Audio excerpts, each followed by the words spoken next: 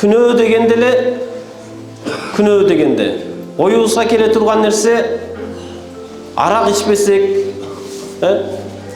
чочконун этин жебесек, мисалы, жанагындай арам сөздөр менен бирөөдү тилдеп сөкпөсөк, жакшы эле мен күнөөдөн алыс адаммын деп ойлоп калдык.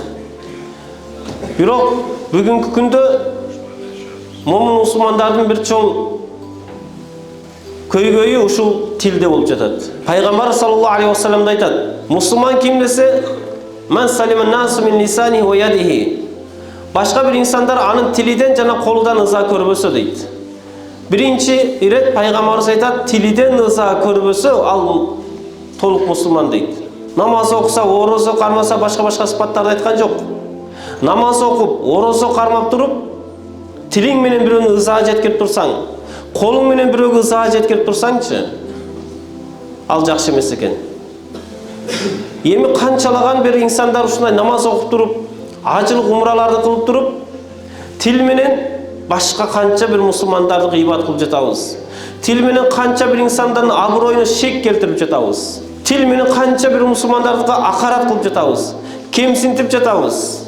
Пайгамбарыбыз саллаллаху алейхи вассалам айтат: бир мусулмандын малы, жаны жана аброю башка экинчи мусулман үчүн харам дейт. Көрдүңүзбү?